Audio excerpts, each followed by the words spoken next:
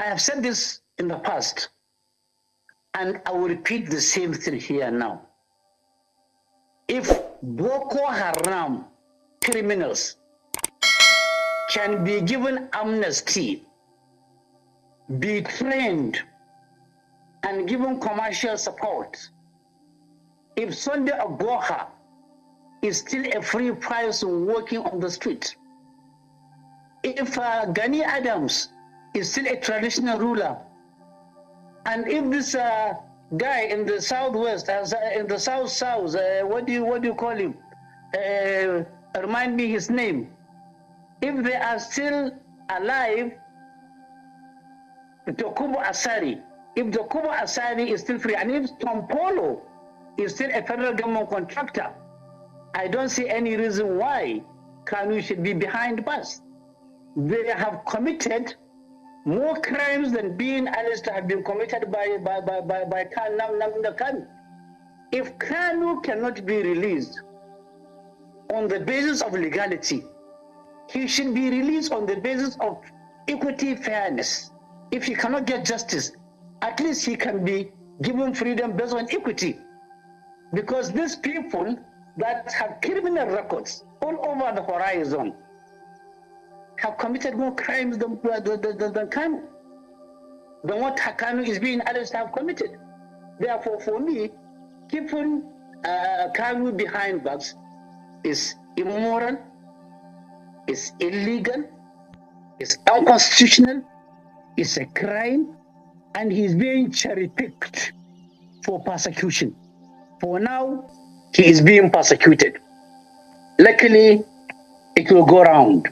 One day, there will be the people that will be persecuted, and we will celebrate that. We will remind them that when Kanu was behind bars, you were in charge. Your children were in charge. Your daughters were in charge. Your uncles and parents were in charge. Therefore, now, keep quiet, remain silent, enjoy what you have subjected other people to enjoy in the past. His name is Nnamdi Shehu in Northern. I know most of you have a lot to say about him, especially when it comes to being a tribal bigot. Of course, he has shown his disdain for the Igbo tribe in the past. During the election period, we saw how he turned against Mr. Peter Obi. Of course, we've heard him say some nasty things about the Igbos. I don't really blame him because the hatred towards the Igbos is endemic. It's like it's inborn. Some people are just born to hate the Igbos. But let's step away from what he has said or did in the past. Let's face the reality. Let's face what he's saying currently now. He just spoke nothing but the truth. No matter how long it takes, the truth will always surface. The truth will always be said. And this is what Nnamdi Shehu just did right now. He just said the truth. I particularly am not a fan of Nnamdi Kanu.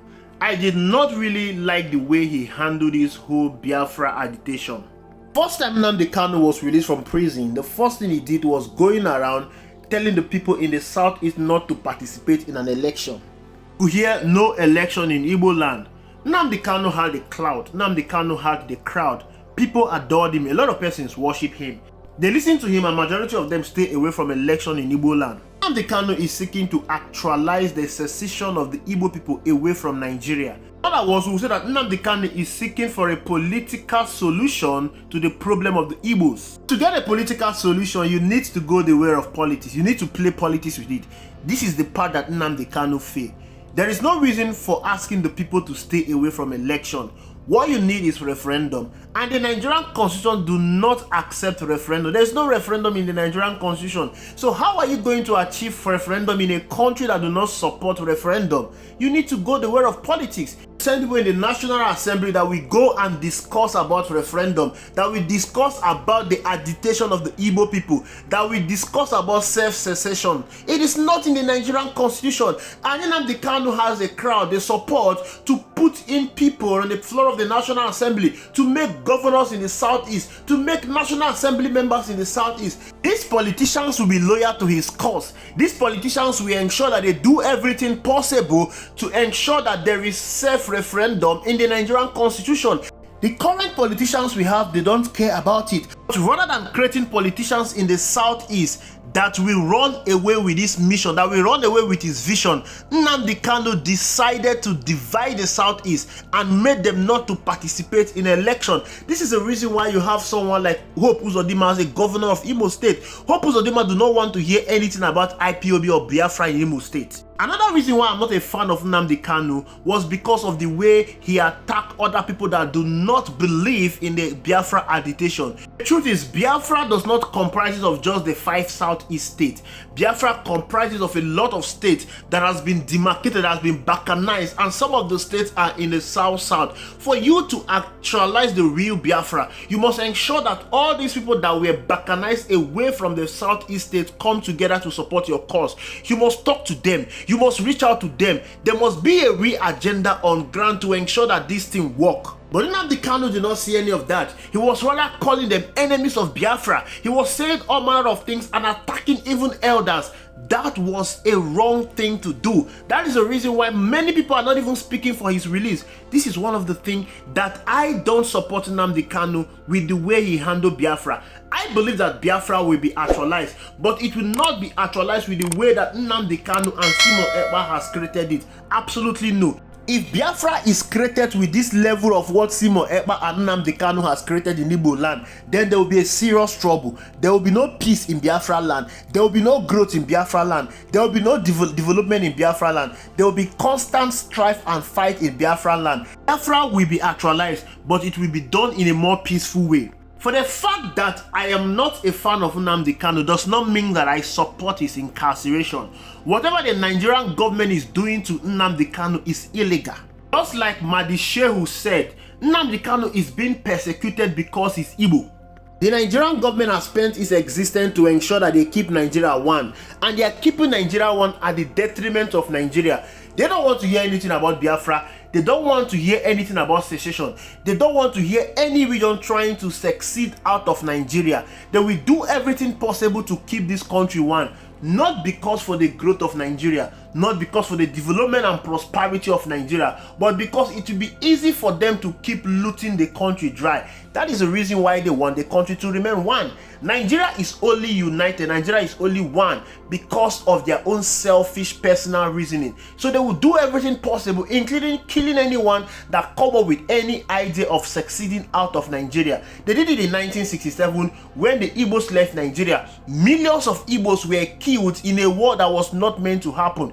Innocent children died because of starvation. The Nigerian government committed all of these atrocities to ensure that they bring the Igbos to the news. Not only did they kill the Igbos, they balkanized the Igbos land, divided the Igbo state, and created South out of the then southeastern region. Did all this to keep Nigeria one. And today Nnamdi Kanu has rose up from that same rule. Of course, Philip Effiong warned the Nigerian government when he was handing over to them that if the Igbos are not treated fairly, if the Igbos are not treated right, the children that are coming after them will still rise up to demand for the freedom and secession of the Igbo away from Nigeria. And that is what Nnamdi Kanu is doing today. Nnamdi Kanu is simply speaking because of the oppression of the Igbos. Nnamdi Kanu is simply speaking because of the marginalization of the Igbos.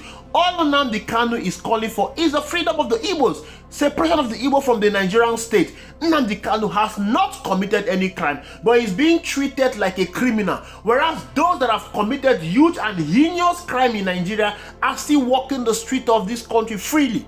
How can you tell me that a region like the South that is so vast in business and commerce does not have a single functional seaport? I'm not even talking about a standard international airport in the Southeast. All this is deliberate. The federal government is deliberately sabotaging the economy of the Southeast. This is the marginalization that Philip Effiong warned them about, and Nnamdi Kanu has rose up from that rule to continue the agitation of his forefathers, and now they are persecuting him. You are persecuting Nnamdi Kanu, but you have criminals in Nigeria that are walking the street freely. You have politicians that have looted the state treasury dry. They are still walking the street freely. The current Zamfara state governor is accusing the former Zamfara state governor of being the one that created banditry in Zamfara state. When you go to Zamfara state, banditry is so huge. Banditry has destroyed the economic activities in Zamfara State. Banditry has destroyed people's goods and properties in Zamfara State. Banditry has caused so much havoc in Zamfara State. But guess what? That former governor, Metawale, is the current Minister of Defense under Bola Ahmed Tinubu administration. The court is here to convict him, the court is here to sentence him to jail, but the court is refusing to grant Nnamdi Kanu freedom. The DSS is even yet to go after him, but the DSS is having so much power to hold and incarcerate Nnamdi Kanu. This is wickedness of the highest order, and this is a kind of wickedness that the Nigerian state is perpetrating against the Igbos. Nnamdi Kanu is being persecuted. Nnamdi Kanu is suffering all this crime because he's an Igbo man. The Nigerian state and government has shown so much disdain towards the Igbos. You don't like the Igbo people, allow them to go their separate ways. There is no need for them to be persecuted in Nigeria. You've denied them every privileges that other Nigerians enjoy in Nigeria. Politically, they are disadvantaged. You do not allow them to hold the highest power in this country. Whenever an Igbo man tries to contest as a president of the Federal Republic of Nigeria, you come with all level of bigotry against them. Whenever they talk about secession, you turn around and you remind them that we are one Nigeria. Nigeria can never be one when power is not evenly shared. This all answer the question why Nigeria is not progressing. Nigeria cannot progress, Nigeria cannot move forward when a particular region is being mistreated. Enough is enough. We must do everything possible to ensure that everyone in this country is carried along. Nnamdi Kanu should be released unconditionally. Nnamdi Kanu should be released immediately. There is no moral justification as to why he's still being incarcerated to this date. He hasn't committed any crime. If he has committed a crime, take him to court, charge him and sentence him appropriately. But because there is no crime he has committed, this is the reason why he's still being incarcerated, which is very, very unlawful. Thank you for watching. I will see you in the next video.